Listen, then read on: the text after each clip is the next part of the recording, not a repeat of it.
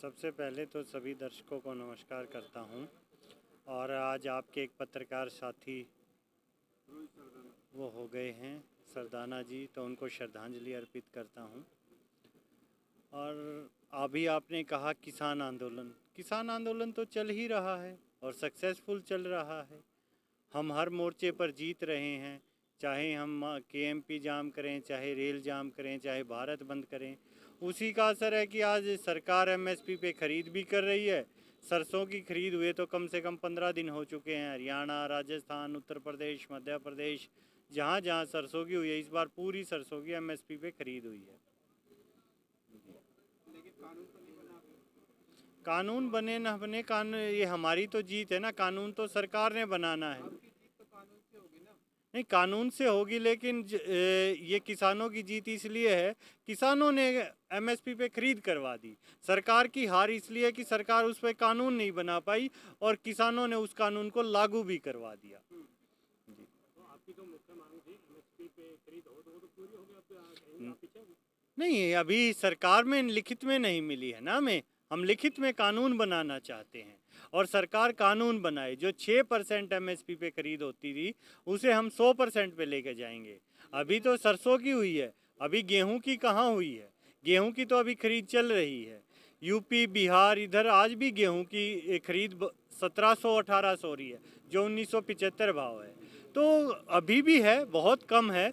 और आगे इसके अलावा धान की खरीद आएगी, तो इस बार किसान पीछे नहीं हटेगा। किसान इस बार किसी समस्या का जड़ से समाधान करेगा। इस बार किसान धान को संसद में बेचेंगे, ऐसे संयुक्त किसान मोर्चे का ऐलान है। अरे, किसान ही संसद में पहुंच जाएगा।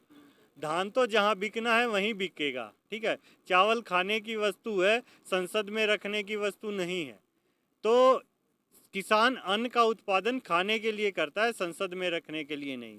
संसद में सरकार बनाई जाती है, केंद्रीय मंत्रिमंडल बनाया जाता है, सांसद बनाए जाते हैं।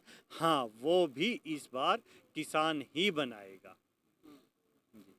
सोशल मीडिया पे कुछ खबरें चल रही है और कयास भी लगाई जा रही है कि राकेश टिकैत जी के बीच और सरकार के बीच कुछ बातचीत हुई है, जिसके थ्रू कोरोना महामारी को देख के आंदोलन को पोस्टपोन कर देंगे। नहीं, आंदोलन पोस्टपोन क्यों होगा। हाँ, क्या बातचीत हुई वो तो आपको भी नहीं पता, मुझे भी नहीं पता। लेकिन ये आंदोलन ना पोस्टपोन होगा, ना पीछे हटेगा। हम सूत भर भी पीछे नहीं हटेंगे।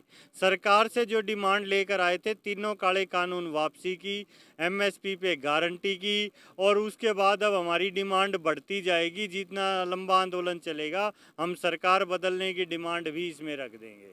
हमारी डिमांड्स बढ़ती ही जाएंगी, क्योंकि देश के साथ इस आंदोलन का जुड़ाव हो गया है। जो किसान आंदोलन शुरू हुआ था, आज वो जन आंदोलन बन गया है। इसमें देश का युवा जुड़ गया है, देश का बेरोजगार जुड़ गया है, देश की ट्रेड यूनियन जुड़ गई हैं, रेलवे जुड़ गया है, एलआईसी जुड़ गया है। जो लोग जो भी इस सरकार से त्रस्त हैं, और सिर्फ जो भी नहीं, पूरा देश ही सरकार से त्रस्त है, सिर्फ दो लोगों से। भारतीय जनता पार्टी भी दुखी है इन दो लोगों से, शाह और मोदी से। इन्होंने तानाशाही कर रखी है, तो इनसे भी पीछा छुड़वाएगा तो अब किसान ही छुड़वाएगा। किसान सरकार की लड़ाई भी लड़ रहा है, किसान विपक्ष की लड़ाई भी लड़ रहा है, किसान देश की जनता की लड़ाई भी लड़ रहा है। आप लड़ाई लड़ रहे हैं, आंदोलन कर रहे हैं जी, लेकिन कोई नतीजा तो दिख नहीं रहा है। 6 महीने 5 महीने लगो। ये बात आप मोदी की तरह 6 बार बोल देंगे तो सच थोड़ी हो जाएगी। नतीजा अभी आपको बताया, दोनों नतीजे सामने आए। किसान की सरसों एमएसपी पर बिक गई है, ठीक है, वो किसान आंदोलन का नतीजा है। और उसी सरसों को अब पूंजीवादियों ने स्टोर कर लिया है। जो भंडारण अधिनियम बना है, उससे किसान की तो 5,000 रुपये बिकी थी, आज वो 7,000 रुपये चली गई। क्यों? उस भंडारण के कारण। जो किसान लोगों को, आम आदमी को बता रहा था कि सब्जी खाना महंगा हो जाएगा, अनाज, तो आपको बता दे 3 महीने के अंदर सरसों का तेल 100 रुपये से 200 रुपये हो गया। वो कौन खरीदेगा? किसान तो अपनी सरसों है घर से निकलवा लेगा। ये दिल्ली एनसीआर जो लोग मेट्रो में रहते हैं, जो मध्यम वर्गीय परिवार हैं, उनकी महंगाई कितनी हो गई? डबल। किसने की? वो पूंजीवादी व्यवस्था ने की। जो लोकतांत्रिक व्यवस्था को हटाकर पूंजीवादी व्यवस्था का चलन किया जा रहा है मोदी और शाह द्वारा, इसी के खिलाफ किसान रोड पे निकला है देश को बचाने के लिए। आप लोग कहते कालाबाजारी हो जाएगी देश में अगर ये कानून बन जाता है तो। जी अभी महामारी का दौर चल रहा है और ऑक्सीजन की किल्लत अपने देश में, तो ऐसा नहीं लगता है कि ऑक्सीजन की भी कालाबाजारी हो रहा है कहीं ना कहीं?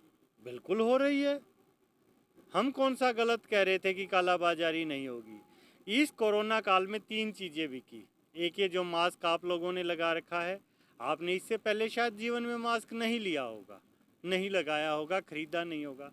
सैनिटाइज़र वो भी शायद नहीं यूज़ किया होगा आपने, साबुन ही यूज़ करते होंगे। और तीसरी चीज़ थी खाना।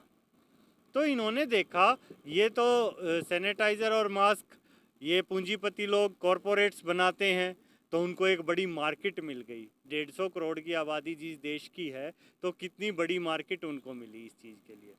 तीसरी चीज़ खाना था, जो पिछले लॉकडाउन में लोगों ने फ्री में खिला दिया। इन्होंने सोचा अरे मेन चीज़ तो तुमने छोड़ ही दी। आदमी मास्क सैनिटाइज़र के बगैर रह सकता है, लेकिन खाना उसे दिन में 2 टाइम चाहिए ही चाहिए।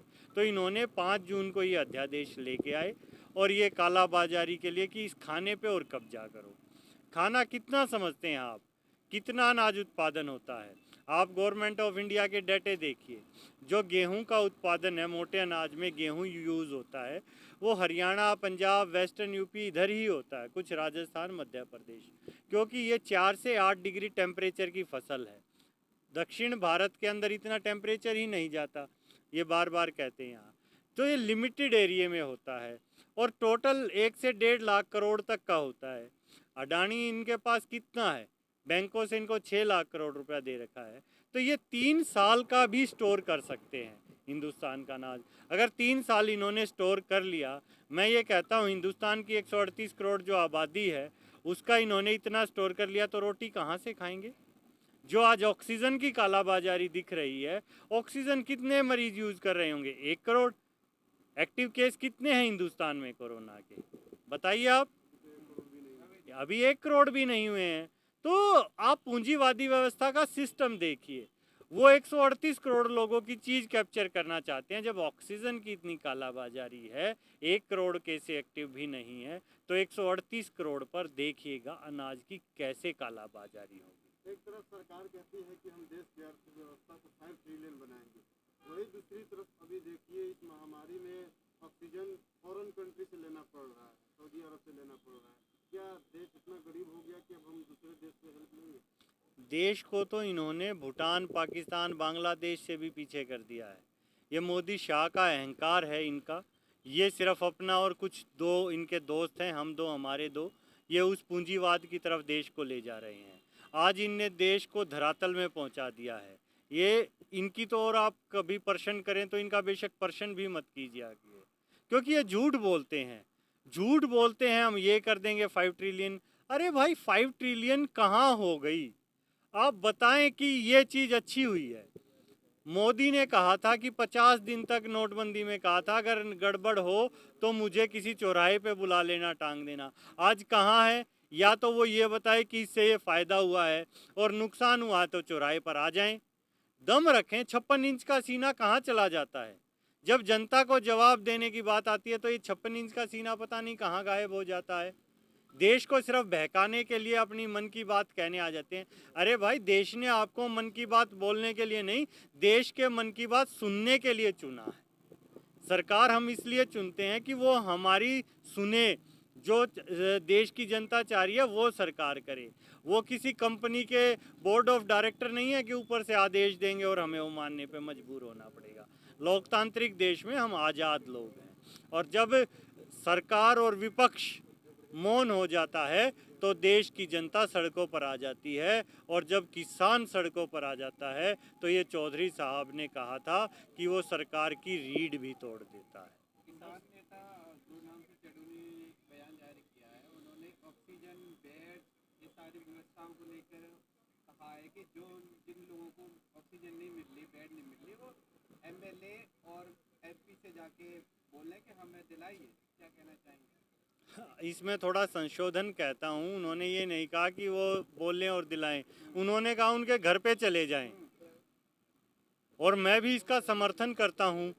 एमएलए एमपी हमने किस लिए चुने थे?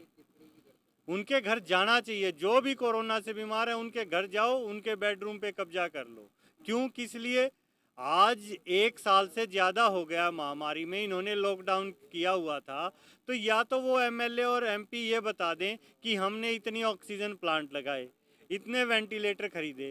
भाई उनके घर जाएंगे तभी तो वो बताएंगे कि वहाँ हमने पिछले साल नए वेंटिलेटर खरीदे हैं, जो कोरोना फंड था उस वेंटिलेटर पे आप चले जाइए। आप कह रहे थे उनके घर पे जाके उनके बेडरूम पे कब्जा कर लेना चाहिए। 2 दिन पहले चीन से खबर आई थी कि एक विधायक के घर पे विरोध करने किसान गए थे, तो विधायक का बेटा और भतीजा उनको हथियार दिखा के डराते हैं। तो क्या लगता है कि वो कब्जा करने देंगे? अरे क्यों नहीं, आप किसान को कमज़ोर समझते हैं क्या? आज क्या बयान आया है, आधी खबर है, मैं इसको पूरी सुना देता हूँ। उसी विधायक का बयान आता है कि वो तो एयर गन थी और पड़ोस के कुछ बच्चे आए के हुए थे। उन्होंने साफ मना कर दिया कि उनका लड़का और भतीजा नहीं था।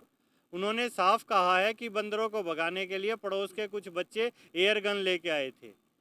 अगर इतना ही सामना करने की होती तो वो साफ कह देते हाथी और निकाल ले बंदूकें। कौन निकाले आप बंदूकें? हम कोई बाहर से आए हुए दुश्मन थोड़ी हैं, इस देश के नागरिक हैं। और ये किसान ही हैं जिन्होंने अपनी दरातियों को पिघलाकर तलवारें बनाई हैं। इनसे किसानों से लड़ने की हैसियत ही नहीं है। मोदी और शाह किसानों से लड़ेंगे क्या? उनसे पूछ लेना उनके गांव में कितने शहीद हुए हैं या कितने लोग परिवार से सेना में हैं। जाके एक बार देख ले, ये जो उधर खड़ी आपको फोर्स दिखाई दे रही है सेना में और पुलिस में जो जवान है वो किसान के परिवार से है, यहाँ पे किसान के भाई। किसानों की कमी कब तक पूरी हो जाएगी? इस तरीके से कम दिख रहे हैं। देखिए 26 जनवरी को एक गणतंत्र दिवस की परेड का माहौल आपने देखा, यहाँ लाखों की संख्या में किसान देखे गए। तो वो एक हमारा फंक्शन था, ठीक, हमारा राष्ट्रीय पर्व है 26 जनवरी को। तो कि पहली बार ट्रैक्टर परेड हो रही थी, तो किसान बहुत ज़्यादा संख्या में ट्रैक्टर लेके आए थे, क्योंकि ऐसा उत्सव पहली बार हुआ था हिंदुस्तान में। तो आप उस संख्या बल को देखते हुए ये लग रहा है कि संख्या बल कम हो गई है। संख्या किसानों की बहुत ज़्यादा है और लड़ाई व्यक्तियों से कम जज्बे से ज़्यादा लड़ी जाती है।